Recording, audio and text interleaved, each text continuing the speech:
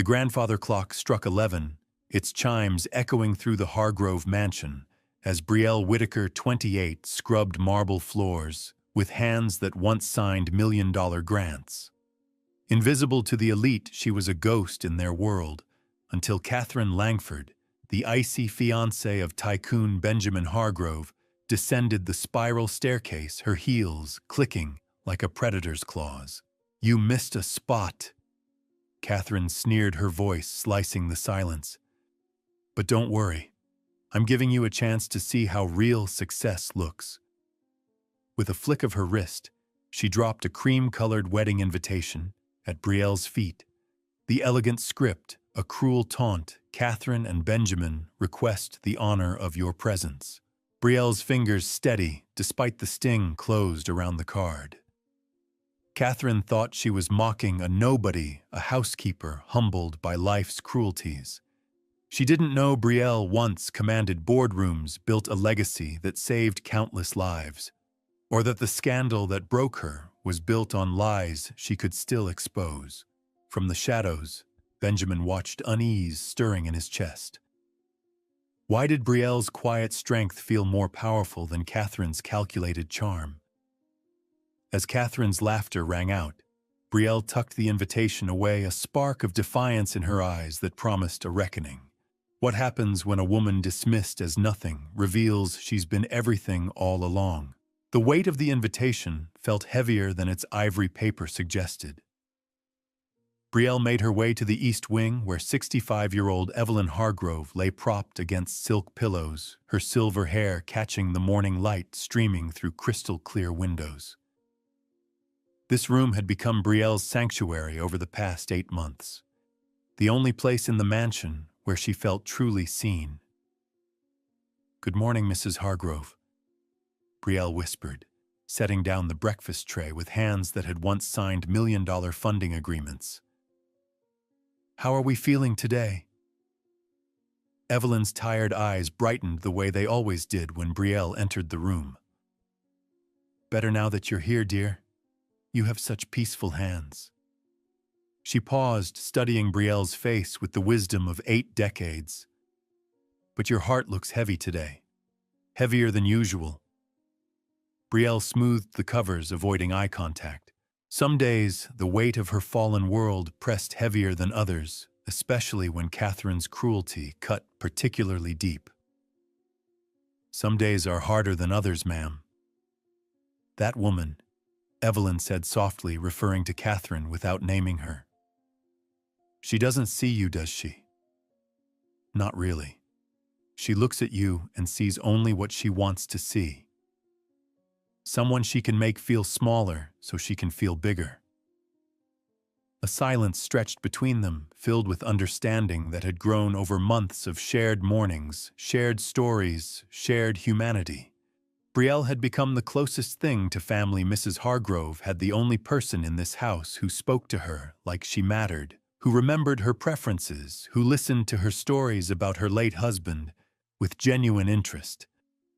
"Mrs. Hargrove," Brielle began hesitantly, her voice barely above a whisper, "if someone invited you somewhere just to show you your place, would you go?" The old woman's eyes, sharpened with wisdom earned through decades of watching people reveal their true nature. "Child, sometimes the bravest thing you can do is show up exactly as you are when others expect you to disappear." Through the window, Brielle could see Benjamin in the garden phone pressed to his ear, pacing with the restless energy of a man drowning in responsibilities. At 35, he carried the weight of his real estate empire, his grief over his late wife Sarah, and his crushing guilt over leaving his mother's care to strangers while he built his fortune. He glanced up, catching sight of Brielle through the window. For a moment that lasted longer than coincidence. Their eyes met, and something flickered across his features. Recognition, perhaps, or simply the exhaustion of a man who had forgotten how to see the people around him as more than their functions. Then his phone rang again, and the moment dissolved like morning mist. "That's my Benjamin," Mrs. Hargrove sighed, following her gaze. Works himself to the bone to avoid feeling anything real. Lost his Sarah 3 years ago to cancer, and he's been running from life ever since. Throws himself into deals and acquisitions like they might fill the hole she left behind. Brielle nodded, understanding the refuge that work could provide. She knew about running about burying pain so deep that it became part of your foundation, about the way grief could make you invisible to yourself and others. Later that morning, as Brielle dusted the family photographs in Benjamin's study, she paused at one particular frame. It showed a younger Benjamin with a radiant woman who could only be Sarah, both of them laughing at some shared joke. The love between them was so evident it made Brielle's chest tighten with recognition of her own losses. She was beautiful. Brielle whispered to the empty room, running her cloth gently over the glass. She was everything, came Benjamin's voice from the doorway, startling her. He stood there watching her, and for a moment his carefully maintained professional distance wavered. "I'm sorry. I didn't mean to startle you. I should have heard you coming, Mr. Hargrove. I was just—" "It's fine," he said quietly, moving to stand beside her. "She would have liked you, I think. Sarah always said you could tell everything about a person by how they treated photographs of people they'd never met. Could a single invitation change everything, or would it only confirm what she already knew about her place in this world?" That evening in her small studio apartment across town, Brielle sat at her kitchen table surrounded by the remnants of a life that once mattered. The photograph on her nightstand seemed to mock her daily. A younger version of herself stood behind a podium, arms raised in triumph, surrounded by dozens of young women holding graduation caps. The banner behind her read, "Whitaker Legacy Fund, Empowering Tomorrow's Leaders Today. Dr. Brielle Whitaker." She whispered to her reflection in the window, the title feeling foreign on her tongue after 3 years of being invisible. 3 years since Marcus Chen, her business partner and supposed friend, had embezzled nearly $2 million from the fund under her name, leaving her holding the financial responsibility and legal blame while he disappeared into the shadows of international banking. She traced the edges of another frame, her parents' final photograph together. Startuctony, James Whitaker, a civil rights activist, whose speeches had once filled stadiums and changed legislation, and Linda Whitaker, a teacher who dedicated 40 years to lifting up underprivileged children. They died in a car accident 6 months after the scandal broke their hearts already shattered by watching their daughter's reputation crumble in the media's relentless coverage. The stress of defending her, of seeing their life's work questioned by association, had aged them rapidly in those final months. The third frame held the photograph that broke her every day, Lila, her 8-year-old daughter, laughing as they built a sandcastle during their last vacation together. Before the divorce papers, before the custody battle, before Lila chose to live with her father and his new wife, too confused and hurt to understand why everyone was saying terrible things about her mother. "Mama, why is everyone saying bad things about you?" Lila had asked during their final phone conversation 2 years ago, her young voice filled with confusion and pain. "Daddy says you chose money over us. Amelia says I can call her mom now, so I don't have to be embarrassed anymore when kids at school ask about you." That conversation had shattered something inside Brielle that she wasn't sure could ever be repaired. The memory of her 8-year-old daughter's words still woke her up at night, still made her question whether fighting for visitation rights was worth putting Lila through more pain. Her phone buzzed, interrupting the familiar spiral of regret. A text from her one remaining friend, Harlow Jennings. "Saw the news about the Hargrove wedding on social media. Isn't that where you work? How are you holding up? Been thinking about you." Before she could lose her nerve, before the voice in her head could tell her she was being foolish, Brielle dialed Harlow's number, Bree. Harlow's warm voice filled the silence immediately, carrying with it memories of college dormitories and late-night conversations about changing the world. I've been worried about you. You've been so quiet lately, even for you. She invited me, Brielle said without preamble, the words tumbling out like water through a broken dam. Catherine, to her wedding, but not as a guest, as entertainment, I think.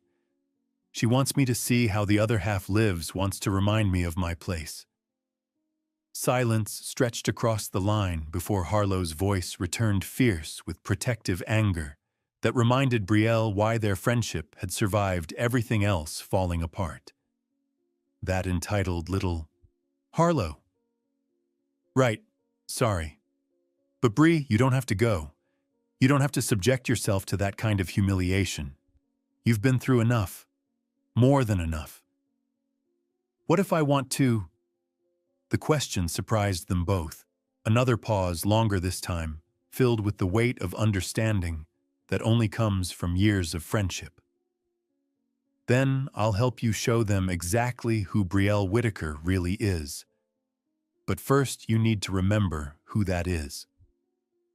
The next evening, Harlow arrived at Brielle's apartment, carrying garment bags and a determined expression that reminded Brielle of their college days when they'd planned to save the world together. At 29, Harlow had built a successful interior design business from nothing. Her warm brown eyes and infectious smile masking the grief she carried from losing her infant son to leukemia 2 years earlier. A loss that had taught her the value of holding on to the people you love while you still can. Before we do anything, Harlow said, setting down her bags with ceremonial care, I need you to remember something. She pulled out her phone, scrolling to a saved video she'd watched dozens of times over the past 3 years, keeping it like a talisman of who her friend really was. Watch this. The screen filled with Brielle from 5 years ago, standing before a crowd of 500 people at the National Women's Leadership Conference. Her voice was strong, confident, filled with the passion that had once driven her to wake up at dawn and work until midnight. We cannot allow temporary setbacks to define our permanent worth. Every one of us has the power to lift up another woman, to create opportunities where none existed, to build legacies that outlast our own fears. The question isn't whether we'll face adversity, it's whether we'll let that adversity define us or refine us. Brielle's throat tightened as she watched her former self, remembering the woman who had believed so deeply in possibility, in redemption, in the power of second chances. I don't know if I can be her anymore. That woman believed in things. I'm not sure I remember how to believe. You never stopped being her, Harlow said gently, reaching over to squeeze her hand. She's just been sleeping, waiting for the right moment to wake up. They worked through the night, not just on the dress, a flowing midnight blue creation that Harlow had designed specifically for Brielle's skin tone and figure, but on rebuilding the confidence that had been systematically eroded by 3 years of shame, isolation, and self-doubt. Tell me about the fund, Harlow said, as she adjusted the dress's hemline with pins that caught the lamplight. Not the ending, the beginning. Tell me why you started it. Tell me about the women you helped. Brielle's voice was hesitant at first, rusty from disuse, then stronger as the memories surfaced, like water from a deep well. We helped over 300 young women start businesses, go to college, escape poverty that seemed insurmountable. There was Maria, who used our microloan program to start a food truck that now employs 15 people and feeds hundreds daily. Rebecca, who became the first in her family to graduate college and is now a pediatric nurse saving children's lives. Ayesha, who opened a community center in Detroit that serves hot meals to 500 people every week. That's who you are, Harlow said firmly, her hands steady as she worked. Not what happened to you, but what you did for others. Not the lies someone else told, but the truth you lived. Harlow paused in her sewing, her expression growing hesitant. Bree, there's something I need to tell you.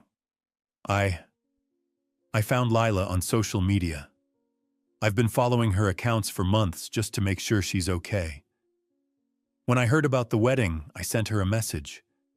I told her you'd be there, that maybe it was time for you two to talk. Brielle's hands stilled. What did she say? She was angry at first, then scared. She said she doesn't want to see you because she's afraid of being hurt again. She's afraid that seeing you will bring back all the pain she's worked so hard to forget. Harlow's voice grew soft, but she also asked if you ever talk about her, if you miss her. Every day, Brielle whispered. Every single day. I told her that. I told her that you never stopped loving her, never stopped hoping for a chance to explain. She didn't respond, but she didn't block me either. Brielle closed her eyes, picturing her daughter, as she must be now, taller, more mature, carrying wounds that Brielle had inadvertently inflicted. Do you think she might come to the wedding? I don't know, but I think she's more conflicted than she wants to admit. The fact that she asked about you tells me everything. As dawn approached, they found themselves sitting on Brielle's couch, surrounded by the remnants of their preparation and the detritus of a life being carefully rebuilt. That's when Brielle remembered the box she'd hidden in her closet, the one she hadn't opened since moving to this apartment, the one that contained not just her father's letter, but the painful remnants of her relationship with Lila. Buried beneath the tissue paper was another letter, this one, in a child's careful handwriting, written on notebook paper with purple ink. Brielle's hands trembled as she recognized Lila's writing from 2 years ago, the last communication her daughter had sent before cutting off all contact. Dear Mommy. The letter began, and Brielle's heart clenched at the formal tone even in that intimate address. I can't live with the shame anymore. All the kids at school know about what you did. They call me the daughter of the thief.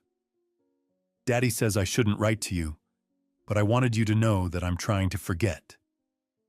Amelia is nice to me. She lets me call her mom so I can feel normal again, so I can pretend I have a real family that people respect. I'm sorry, but I can't be your daughter anymore. It hurts too much. The letter was signed simply Lila, not Love, or any of the endearments she'd once used. Brielle's breath came in short gasps as she read the words that confirmed her worst fears. Her 8-year-old daughter had felt such shame about their connection that she'd willingly transferred her love to another woman, a stranger who could give her the respectability that Brielle's tainted name had stolen. Oh, honey, Harlow whispered, reading over her shoulder. She was just a baby. She didn't understand. But she was right, Brielle said through her tears. I did fail her. Maybe not in the way people think, but I failed to protect her from the consequences of my choices, from the pain of being associated with me. That's when Brielle remembered the box she'd hidden in her closet, the one that also contained the last words her father had left for her. Inside, wrapped in tissue paper that still smelled faintly of her mother's perfume, was a letter in her father's distinctive handwriting. He'd given it to her on her college graduation day, with strict instructions to open it only when she felt truly lost, when she needed to remember who she really was. My dearest daughter, the letter read in her father's careful script. If you are reading this, then you have encountered the kind of darkness that makes you question everything you know about yourself. I want you to remember that dignity is not what others give you or take away. It's what you carry within yourself, unshakable and pure. You are the daughter of fighters, the granddaughter of dreamers, the great-granddaughter of survivors who crossed oceans and endured slavery and built lives from nothing but determination and faith. Their strength runs in your veins like a river that can never be dammed. When the world tries to tell you who you are, remember you already know. You have always known. The rest is just noise. Harlow squeezed her hand as tears rolled down Brielle's cheeks, carrying with them 3 years of accumulated pain and the first glimmer of hope she'd felt in longer than she could remember. He was right, you know, about the dignity, about all of it. I miss Lila so much it feels like drowning sometimes. She's only 8 years old and she probably doesn't even remember me anymore. Her father's convinced her I'm a stranger who hurt their family. Oh, honey. Children always remember love even when they can't understand it, especially when they can't understand it. Meanwhile, across town in the Hargrove mansion, Benjamin sat in his late wife's study surrounded by medical bills and charity documents he'd been avoiding for months. Going through Sarah's papers was like picking at an old wound that refused to heal, but the wedding preparations had forced him to finally tackle the endless bureaucracy of grief. One document stopped him cold, a donation receipt to something called the Whitaker Legacy Fund, dated just months before Sarah's death. His wife had written a note in the margin in her careful handwriting. These women are doing incredible work empowering others. B should know about this for future investments. This is the kind of legacy I want us to build together. The founder, Dr. Brielle Whitaker, reminds me of the woman I want to be, someone who lifts others up rather than climbing over them. Whitaker. He murmured the name, nagging at something in his memory, like a song he couldn't quite place. Where had he heard that name recently? He set the document aside, but the feeling persisted, growing stronger with each passing hour. Later that evening, while checking on his mother's medication schedule, Benjamin noticed something he'd never seen before in her bedside table, an old photograph tucked behind her lamp. In it, a much younger Mrs. Hargrove stood beside an elegantly dressed black woman at what appeared to be a formal event. The banner in the background read Whitaker Legacy Fund Annual Gala. His mother was smiling more genuinely than he'd seen in years, and the woman beside her looked remarkably familiar. Benjamin's hands trembled as he held the photograph pieces of a puzzle beginning to form a picture that would change everything he thought he knew. The woman in the photo had the same graceful posture, the same intelligent eyes, the same quiet dignity as the housekeeper who had been caring for his mother. But that was impossible, wasn't it? Mother, he whispered to the sleeping woman. What haven't you told me? Upstairs, Catherine was making phone calls, her voice carrying through the thin walls. No, I need you to understand, she was saying, her tone desperate and calculating. I've worked too hard to get here. I won't lose this position because some bleeding heart housekeeper thinks she can upstage me at my own wedding. Benjamin froze outside her door, suddenly understanding that Catherine's cruelty wasn't random, it was calculated. Find out everything you can about Brielle Whitaker, Catherine continued. I want ammunition, and I want her daughter at the wedding. If Brielle wants to play games, let's see how she handles having her failures displayed in front of everyone who matters. The pieces clicked into place with sickening clarity. Catherine knew exactly who Brielle was, and she was planning something far more cruel than casual insults. She was orchestrating a public humiliation that would involve an innocent child. Meanwhile, his mother was stirring in her bed, asking her night nurse about Brielle. She seems different lately, sadder. That woman Catherine said something particularly cruel to her yesterday. I could see it in her eyes, not just hurt, but something deeper. Recognition, maybe, like she's used to being treated that way. Maybe she just needs someone to see her, the nurse suggested gently. Yes. Mrs. Hargrove whispered, her voice gaining strength. I think she's been invisible for too long. There's something about her, something familiar. The way she moves, the way she speaks when she thinks no one's listening. She's educated, refined. This isn't where she started. She paused, her eyes growing distant with memory. I met her before you know. Years ago at a charity gala. She was magnificent then, confident, powerful, changing lives. I never forgot her face. When she showed up here looking for work, broken and desperate, I knew I had to help her heal. What would happen if she walked into that wedding, not as the woman they expected to see, but as the woman she'd always been inside? The morning of the wedding dawned crisp and clear with that particular quality of light that makes everything seem possible, even the impossible. Brielle stood before her bathroom mirror, hardly recognizing the woman staring back at her with eyes that held no apology for existing, no shame for taking up space. Harlow had worked magic with more than just fabric and thread.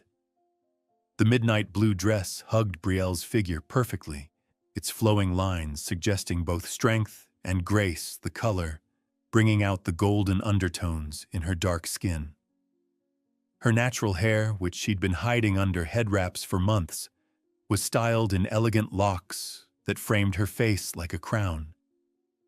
But it was her posture that told the real story. For the first time in 3 years, she stood without shrinking, without making herself smaller to accommodate others' discomfort. So you ready for this? Harlow asked, adjusting the delicate silver necklace that had been Brielle's mother's, a family heirloom that connected her to generations of strong women who had faced their own impossible moments. I think so. No, I know so. The Hargrove estate had been transformed into something from a fairy tale, the kind of wedding that cost more than most people's houses. White roses climbed every archway, crystal chandeliers hung from century-old oak trees, and guests in designer clothing mingled on manicured lawns that stretched like green silk toward the horizon. It was the kind of wedding that would be featured in magazines, the kind that announced to the world that this union was about status and power as much as love. But behind the scenes, tensions were already running high. Catherine had been increasingly agitated all morning, snapping at vendors and wedding planners with a viciousness that surprised even Benjamin. Her insecurity about her place in his world had been growing for months, and today it was threatening to boil over. You need to understand something, Catherine hissed at Benjamin as they prepared for the ceremony, her carefully applied makeup not quite hiding the desperation in her eyes. I've worked too hard to get here. I won't let anyone ruin this for me. Not even your precious housekeeper if she tries to cause trouble. Benjamin looked at her with growing unease. Catherine, she's just coming as a guest. There's no need for... There's every need. Catherine interrupted, her voice taking on an edge he'd never heard before. You don't understand. You've never had to fight for your place. You've never been the outsider looking in. For a moment, her mask slipped, entirely revealing the insecure stepchild who had spent her childhood being reminded that she didn't really belong, that her place in the family was conditional and temporary. Brielle's arrival caused an immediate stir. Conversations paused mid-sentence as she walked up the stone pathway, her head held high, moving with the fluid confidence of someone who belonged exactly where she was. The guests couldn't place her, she was clearly someone important, but who Catherine spotted her first. Her face cycling through shock, anger, and something that might have been fear as she realized her carefully orchestrated humiliation was about to backfire spectacularly. She rushed over, her white dress billowing behind her like a sail in a storm. "What are you doing here?" She hissed low enough that nearby guests couldn't hear, but loud enough to convey her panic. "And dressed like I have somewhere important to be." Brielle's voice was calm, warm honey over steel. "Thank you for the invitation, Catherine. It was very thoughtful of you to include me in your special day. This is a joke, right? You think you can just waltz in here and—" "Brielle." An elderly man's voice interrupted Catherine's tirade. Dr. Harold Morrison, former president of Howard University and a legend in educational circles, was staring at Brielle with growing recognition and joy. "Brielle Whittaker, my godchild, what are you doing here?" But Benjamin wasn't finished. He needed to find Catherine, needed to understand why she had orchestrated this cruel charade. He found her in the bridal suite surrounded by makeup artists and wedding planners, but her mask slipped the moment they were alone. "Catherine," he said, his voice carefully controlled. "I know what you've been planning. I heard your phone calls. I know you researched Brielle. I know you found her daughter, and I know you invited that child here to humiliate her mother." Catherine's face cycled through several emotions before settling on defiant justification. "Of course I knew. I'm not stupid, Benjamin. I researched her the moment I realized you were paying attention to her.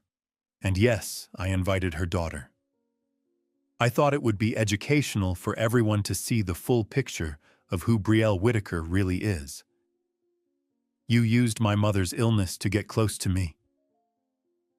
Benjamin continued, his realization growing clearer. "You convinced me you were caring for her, but you were actually using her loneliness to manipulate your way into this family. You knew my mother was vulnerable after Sarah's death, and you exploited that." Catherine's mask slipped entirely. "I've worked too hard to get here, Benjamin. I won't lose you to some disgraced charity worker who's clearly trying to manipulate her way into your life through your mother. Do you know what it's like to always be the outsider? To never quite belong? I won't go back to that.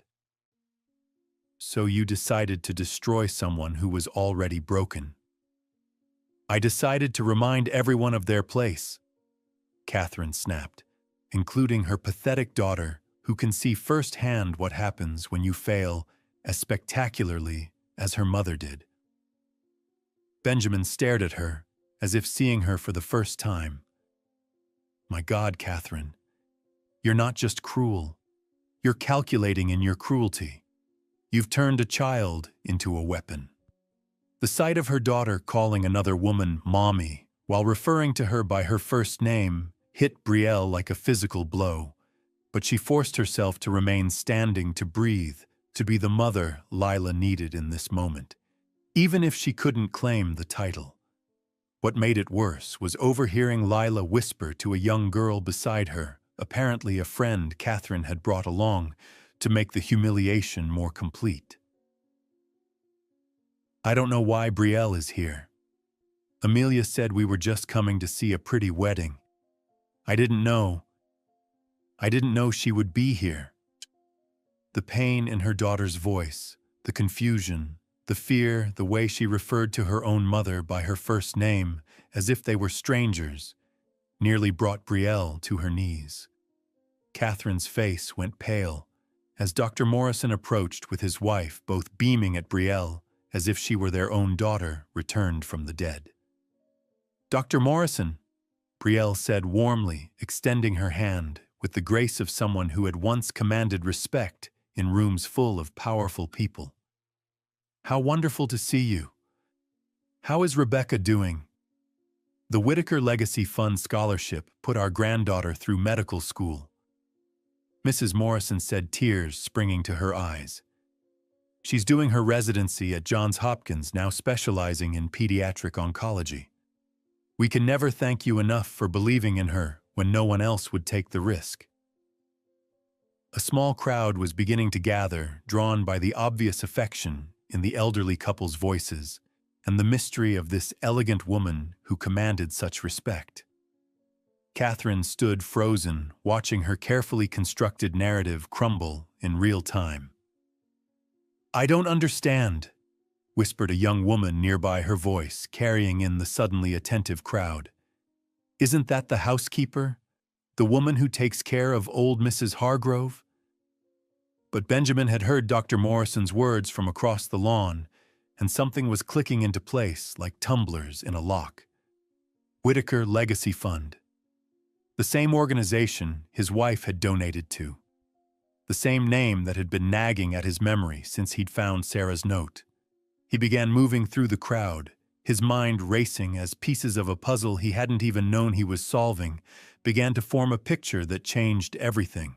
The quiet woman who had been caring for his mother with such tenderness, who brought such peace to their home, who moved through their lives with such gentle dignity, was she, the same Brielle Whitaker his wife had admired enough to support financially. The realization hit him like a physical blow.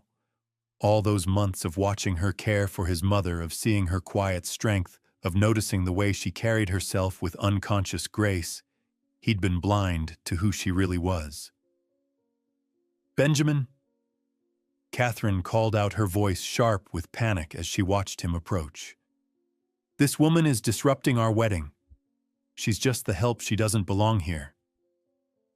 But Benjamin wasn't listening to Catherine. He was remembering the way Brielle spoke to his mother, the kindness in her voice when she read to her, the way she seemed to carry herself with a quiet strength that had nothing to do with her employment status and everything to do with who she was at her core. "Catherine," he said slowly, his voice carrying clearly across the suddenly quiet lawn. "What exactly did you say to Brielle when you invited her?" The question hung in the air like a challenge, and Catherine realized with growing horror that her cruelty was about to be exposed in front of everyone who mattered to her social standing.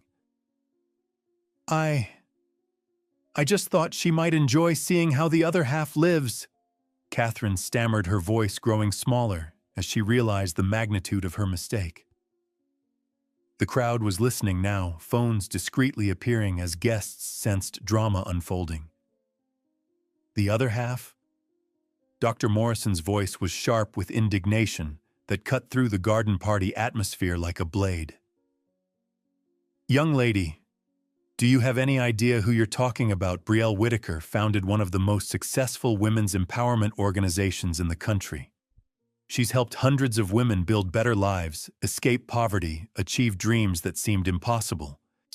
Could one word change everything, or would the pain of 3 years prove too deep to bridge? A murmur went through the crowd. Phones came out openly now as guests began Googling the name, gasps of recognition echoing across the lawn as the truth emerged from search results and social media posts about the scandal that had destroyed her reputation. But it was the voice from the back of the crowd that made Brielle's heart stop entirely, that threatened to bring her to her knees despite all her careful preparation. "Mommy." The voice was smaller, younger than Brielle had imagined in her dreams. Lila stood at the edge of the gathering, her 8-year-old frame seeming impossibly tiny, in a simple yellow dress, her face a devastating mixture of confusion, longing, and the particular hurt that only children can carry. She clutched an old bracelet one Brielle recognized as a birthday gift she'd given her daughter years ago before everything fell apart. "Mommy?"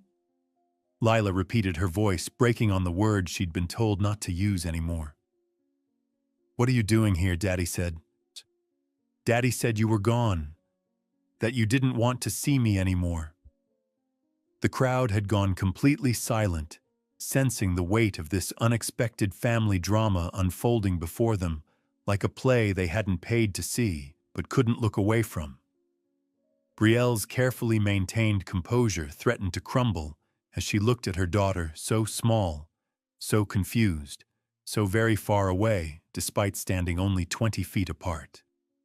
"Lila," Brielle said softly, her voice thick with 3 years of accumulated love and loss, taking a half-step forward before stopping herself, afraid that any sudden movement might cause her daughter to flee like a startled deer.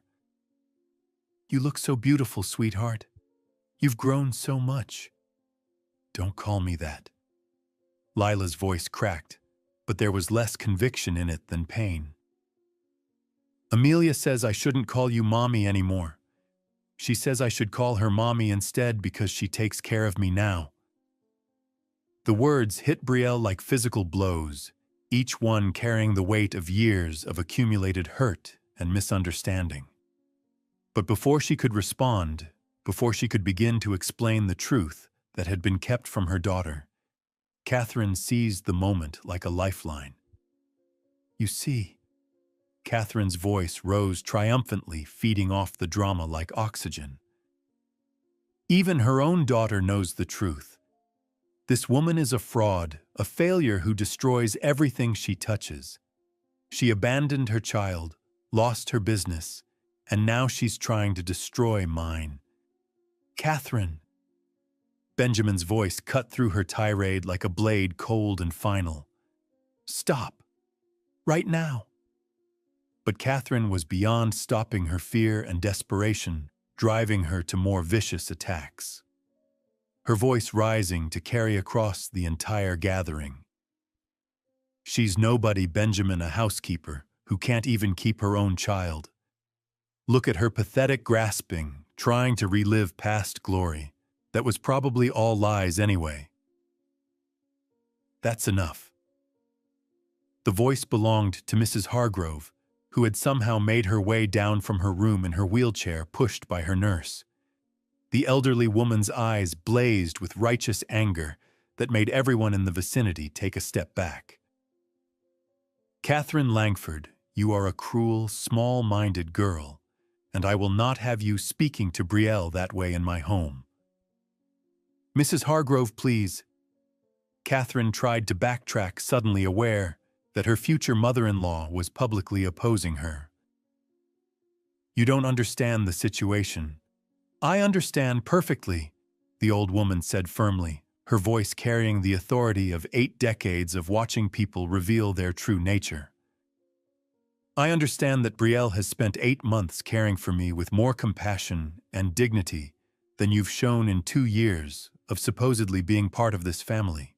I understand that she reads to me when I can't sleep, that she remembers I like my tea with honey, that she listens to my stories about my late husband with genuine interest instead of checking her phone or making excuses to leave." Benjamin was staring at his mother, then at Brielle, pieces of a puzzle finally clicking into place with devastating clarity. "The Whitaker Legacy Fund," he said suddenly, his voice cutting through the crowd's murmur. "My wife donated to your organization. She wrote a note about wanting me to know about your work, about supporting what you were building." "Sarah was very kind," Brielle said quietly, her voice thick with emotion as she remembered the woman she'd never met, but whose donation had funded 3 full scholarships. Her contribution helped fund scholarships the year before the fund closed. She believed in giving women second chances. Closed. Dr. Morrison stepped forward, his academic's mind needing to understand the full story. "What happened?" "The last I heard, you were expanding to other cities, planning to help thousands more women." Brielle's silence stretched uncomfortably until Harlow, who had been standing quietly at the edge of the crowd, stepped forward with the fierce loyalty that had defined their friendship since college. "Her business partner embezzled nearly $2 million, Harlow said clearly, her voice carrying to every corner of the gathering. "He set up the accounts in Brielle's name, then disappeared when the FBI started investigating. She lost everything fighting the charges and trying to pay back the missing money. She sold her house, her car, everything she owned to make sure not one scholarship recipient lost their funding." The crowd's murmur shifted from gossip to something approaching awe. But Lila's face had gone pale as the truth she'd never been told crashed over her like a cold wave. "What?" she whispered, her voice barely audible. "But Daddy said, he said you stole money. He said that's why we had to move, why I had to change schools, why I couldn't see you anymore. He said you chose money over us." "Your father." Brielle said carefully, choosing each word like stepping stones across a raging river, kneeling down to Lila's eye level, despite the fine dress and the watching crowd, was hurt and angry. We both made mistakes during the divorce, but I never stole anything, Lila. I never would. I would never choose money over you. I would never choose anything over you. Then why didn't you fight for me? Lila's voice broke entirely, and suddenly she was just a confused 8-year-old who had been carrying adult pain for far too long. Why didn't you try to see me? Why did you just disappear? The question hung in the air, and Benjamin found himself stepping forward, finally understanding the full scope of what Catherine had orchestrated. But before anyone could respond, they were interrupted by a commotion as Catherine made one last desperate attempt to regain control of the narrative. "This is all very touching," Catherine said with venomous sarcasm, "but it doesn't change the fact that she's here to ruin my wedding day. She's always been jealous of people with real success, real families. Enough." Benjamin's voice cut through Catherine's words with such finality that she actually stepped back. "Catherine, I need to speak with you. Privately. Now." In a single moment, could years of careful plans unravel, and could the truth set everyone free, even when it hurt? Benjamin led Catherine away from the crowd, his face set in lines of barely controlled anger. When they were out of earshot, he turned to face her with an expression she'd never seen before. "Did you know?" he asked quietly, his voice carrying a dangerous calm. "When you invited Brielle here, when you called her just the help, did you know who she really was?" Catherine's silence was answer enough, but her face revealed the truth. She had known exactly who Brielle was, had researched her background, and decided to use that knowledge as a weapon. "You did," Benjamin continued, his voice rising with controlled fury. "You knew exactly who she was, and you thought it would be amusing to humiliate her. You thought you could use my wedding as a stage for your cruelty, and I've been too blind to see what kind of person you really are." "Benjamin, please, I can explain." "No," he said firmly, his voice carrying across the garden as guests began to gather again. "There's no explanation for this. There's no excuse for treating another human being the way you've treated Brielle, regardless of who she is or what her circumstances might be. But what makes this truly unforgivable is that you knew. You knew she was someone who had dedicated her life to helping others, and you decided to destroy her for sport." He turned to address the crowd that had gathered, his voice carrying clearly across the lawn. "I want everyone here to know something. Brielle Whitaker is the most decent person I've had the privilege to know. She has cared for my mother with a kindness and grace that has brought peace to our home in ways I didn't even realize until now. She has never asked for anything more than the opportunity to do her job well, and she has done it with a dignity that puts the rest of us to shame." Catherine's face crumpled as she realized the finality in his voice, the complete dissolution of everything she'd worked so hard to achieve. "Benjamin, you can't mean that. What about our wedding? What about our future? I've sacrificed everything to be here, to be worthy of your family." "What future?" Benjamin asked sadly, and for a moment his anger gave way to something approaching pity.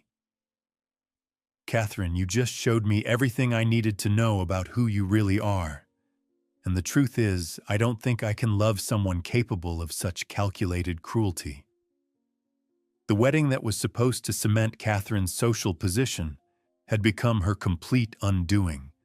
As the reality of what had just happened settled over the crowd, like dust after an explosion, guests began approaching Brielle with stories of their own women who had been helped by the Whitaker Legacy Fund, colleagues who remembered her work friends, who had wondered what had become of the remarkable woman who had once seemed destined to change the world.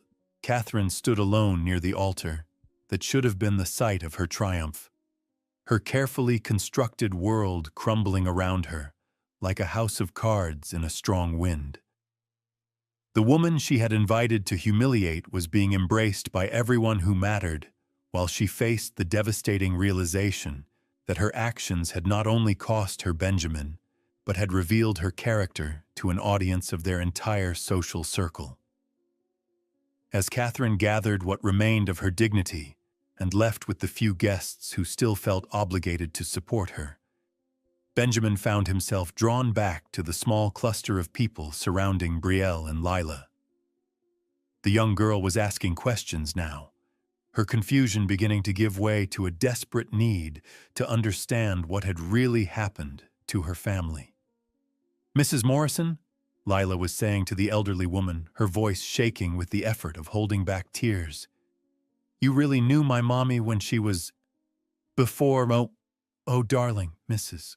Morrison said warmly, reaching out to touch Lila's arm with motherly affection. "Your mother was extraordinary. She gave my granddaughter a chance at medical school when no one else would take a risk on a girl from our neighborhood. Dr. Brielle Whitaker changed our family's entire future." "Dr. Whitaker." Lila looked at her mother with new eyes, seeing her for perhaps the first time without the filter of her father's hurt and anger. "You're a doctor." "I have a doctorate in social work and public administration," Brielle said softly, afraid to hope that this conversation might be the beginning of healing. "I wrote my dissertation on sustainable funding models for community development programs." "But you're a housekeeper." The words came out confused rather than accusing. "I am many things," Brielle replied, her voice growing stronger with each word. "I'm a woman who made mistakes, who trusted the wrong person, who lost almost everything that mattered to her. I'm also a woman who refused to let that define her worth. I work as a housekeeper because it's honest work that helps me take care of people I've grown to love. There's no shame in any job done with dignity and care." Benjamin stepped forward, his voice carrying clearly across the remaining crowd. "Brielle, I owe you an apology that I'm not sure I can ever adequately express. For months you've been caring for the most important person in my life, and I never bothered to really see you to know you. That's unforgivable." "You have nothing to apologize for," Brielle said firmly, meaning every word.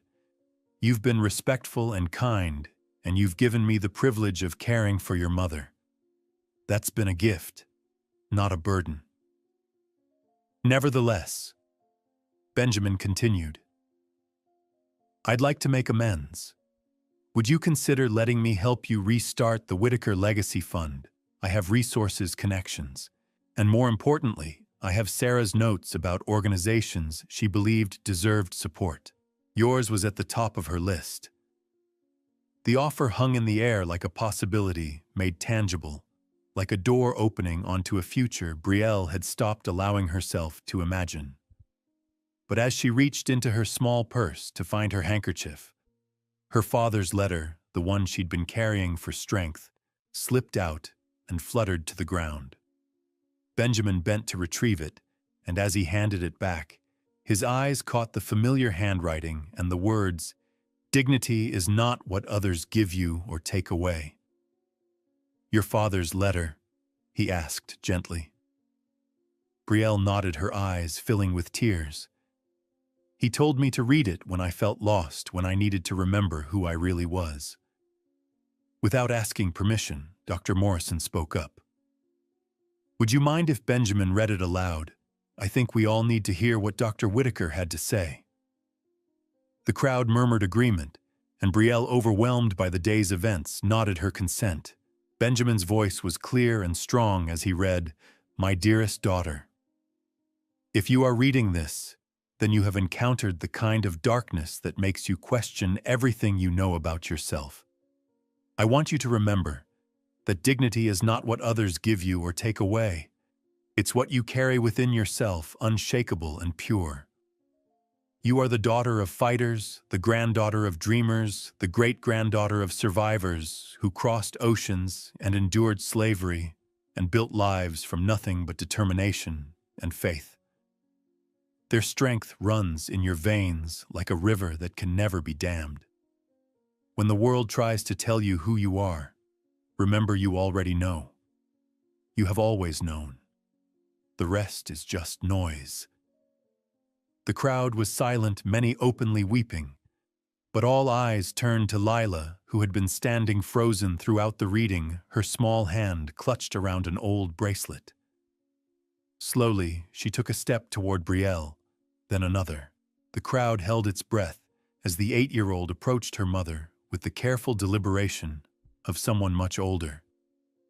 "Mommy," she said, her voice barely a whisper. "Why didn't you tell me about Grandpa's letter? Why didn't you tell me about the fund, about helping people?" Brielle knelt down to her daughter's eye-level, tears streaming down her face. "Because I wanted you to be proud of me, not ashamed. I wanted you to remember the good times, not the pain. But I want to know about the good things," Lila said, her own eyes filling with tears. "I want to know about the women you helped. I want to know why everyone here thinks you're so special." "Oh, sweetheart, I can't call you Mommy yet." Lila interrupted her honesty, brutal in its innocence. "It still hurts too much. But can I stay and listen? Can you tell me about the fund?" Brielle's heart broke and healed simultaneously. "Of course you can stay, and when you're ready, if you're ever ready, I'll tell you everything. I'll answer every question you have." Lila nodded solemnly, then surprised everyone by taking a step back instead of into her mother's arms. "I need time," she said simply. "But I want to understand. Sometimes the end of one dream becomes the foundation for something even stronger."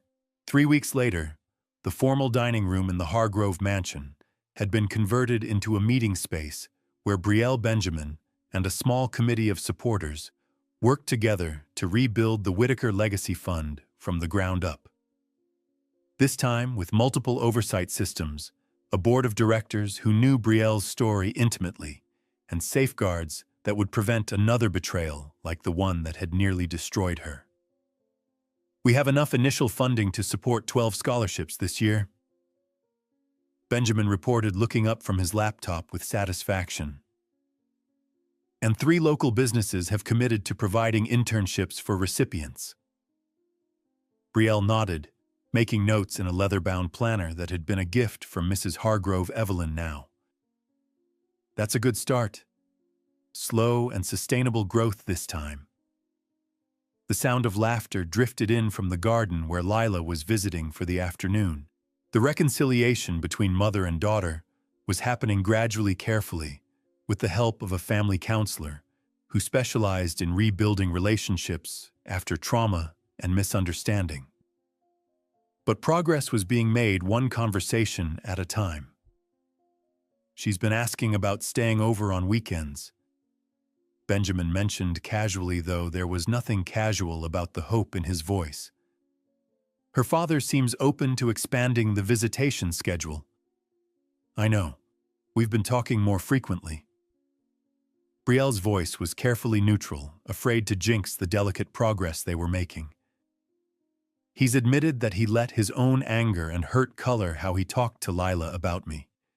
He's agreed to family counseling to help us all work through this."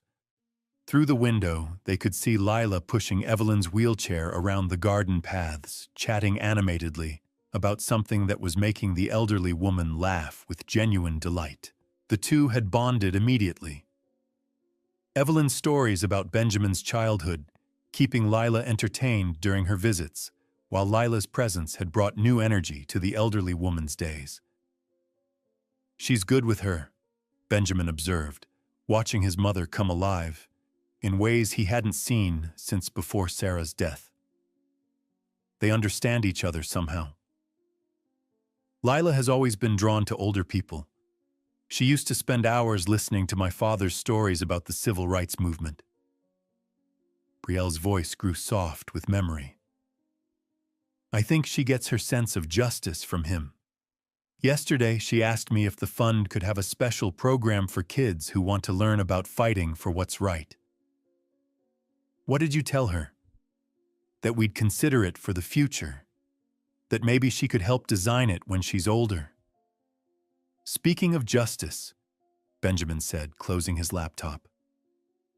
I heard from the FBI yesterday. They finally located Marcus Chen. He's agreed to cooperate fully and return what assets he can recover in exchange for a reduced sentence. Brielle looked up, surprised. I thought that investigation was closed. I may have asked some friends to take another look at the case. With fresh evidence and new resources, things moved quickly. Benjamin's tone was matter-of-fact, but Brielle could see the satisfaction in his eyes. Your name will be completely cleared. Officially. You didn't have to do that. Yes, I did. What happened to you was wrong, and clearing your name completely felt like the least I could do. Sarah would have wanted that. She believed in justice and second chances. They were interrupted by Harlow arriving with coffee and updates from her latest design project, a community center that would house the fund's new headquarters. The contractor says we'll be ready to move in by fall, she reported, settling into a chair that had become unofficially hers during planning meetings. And I have some interesting news. Catherine's former employer called me yesterday. Catherine? Benjamin looked surprised. Apparently she's been in therapy since the wedding. She asked them to reach out because she wants to make amends. She's realized that her behavior stemmed from her own childhood trauma, being a stepchild who never felt secure in her place. She'd like to volunteer with the fund if you're open to it. Brielle considered this for a long moment. Everyone deserves a chance to change, to heal from their wounds. If she's serious about making amends, we can talk. Later that evening, as the sun set over the estate grounds in brilliant shades of orange and gold, Brielle found herself alone with Evelyn on the back terrace. Lila had gone home to her father's house, but not before hugging her mother goodbye and asking when she could come back, words that still made Brielle's heart soar. You know, Evelyn said quietly, her voice barely audible over the evening birds. In all my 85 years, I've learned that the most beautiful things grow in the darkest soil. What do you mean? You lost everything dear. Your business, your reputation, your family. But look what's growing from that loss. A stronger organization with better protections and deeper community roots. A relationship with your daughter built on truth instead of pretense. A chance to help Benjamin find meaning again after Sarah's death. Even Catherine might find healing through helping others. Brielle considered this, watching the first stars appear in the darkening sky like pinpricks of hope in velvet darkness. Sometimes I wonder if I would have appreciated any of this if I hadn't lost it all first. That's the wisdom that comes from surviving, Evelyn said, with the authority of someone who had lived through wars and loss and come out stronger. Out of the knowledge that joy is sweeter when you remember sorrow, that connection is more precious when you've known isolation. That forgiveness, even of ourselves, is the greatest gift we can give and receive. Could it be that sometimes losing everything is the only way to discover what truly matters? As autumn arrived with its promise of renewal, the Whitaker Legacy Fund held its official relaunch ceremony in the new community center. 12 young women, diverse in background, but united in determination, received their first scholarships. Dr. Morrison delivered the keynote address, speaking about second chances and the power of community support. Brielle stood at the podium, looking out at a crowd that included not just supporters of the fund, but her own reconstructed family. Lila sat in the front row next to her father and stepmother. The tension between the adults finally softened by their shared love for the remarkable young woman Lila was becoming. Benjamin sat with his mother, their bond strengthened by months of working together on something that mattered. Harlow beamed from her seat, surrounded by the other board members who had helped make this day possible. Even Catherine was there, sitting quietly in the back, her presence a testament to the possibility of redemption. 3 years ago, Brielle began, her voice clear and strong. I thought my story was over. I thought I had lost not just my business and my reputation, but my purpose and my place in the world. What I learned is that sometimes our greatest failures become the foundation for our most important work. She gestured toward the scholarship recipients. These young women don't need us to save them. They need us to provide opportunities, resources, and the belief that their dreams matter. That's what the Whitaker Legacy Fund has always been about, not charity, but investment. Not handouts, but partnerships. As the evening wound down and the last guests departed, Brielle stood in the community center that would serve as headquarters for the fund's second chapter. The walls were decorated with photos from their first iteration young women who had gone on to become doctors, teachers, entrepreneurs, and advocates. Lila approached quietly, not running into her arms, as Brielle had dreamed, but walking with the careful deliberation of someone much older than her 8 years. "Mommy?" Lila said, testing the word carefully. "I kept this." Instead of embracing her mother, she carefully placed her old bracelet, the one she'd been clutching all day, on the small table beside Brielle. "You kept it," Brielle whispered, tears flowing freely now. "Even when Daddy said I should throw it away. Even when it made me sad to look at it. I kept it because—" Lila's young voice trembled. "Because it reminded me that you loved me once. I never stopped loving you," Brielle said, kneeling down, but not reaching for her daughter, understanding that Lila needed to set the pace. "Not for 1 second. I know that now," Lila said, her voice carrying a wisdom beyond her years. "But I need time to feel it again. Is that okay?" Brielle's heart broke and mended simultaneously. "Time is all I have to give you, sweetheart. All the time you need." They stood there for a moment, mother and daughter not touching, but present with each other in a way they hadn't been for years. Then Lila moved to stand at the window, and Brielle joined her there, both looking out at the stars beginning to appear in the darkening sky. The silence between them was comfortable now, filled not with the weight of things unsaid, but with the promise of conversations yet to come. Lila's small hand rested near the bracelet on the table, while Brielle's remained at her sides, both of them learning the careful dance of rebuilding trust. Benjamin approached quietly, not wanting to intrude on the delicate reunion. "Thank you," he said simply. "You didn't just save my mother. You saved me too. You reminded me what it means to love without conditions, to serve without expecting anything in return." Brielle turned to him, her eyes meeting his with gratitude. "We all saved each other. That's what family does." As if summoned by the word family, Mrs. Hargrove's voice drifted from her wheelchair nearby. "Family isn't just blood, dear ones. It's who shows up when you need healing, who stays when things get difficult, who sees your worth when you've forgotten it yourself." The final image was one of quiet hope. Brielle and Lila standing by the window, not holding hands, but close enough to feel each other's presence.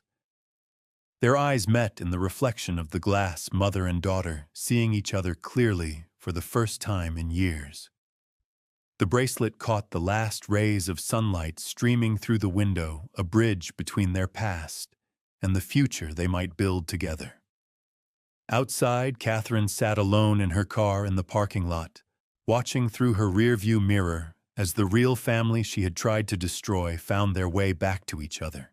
In her lap lay an old photograph, one of herself as a child, with her mother, taken just before her mother had abandoned her with a step-family that never quite accepted her. For the first time in years, Catherine allowed herself to cry for the scared little girl she had been understanding, finally, that her cruelty toward Brielle had been born from the same abandonment wound that Lila was learning to heal.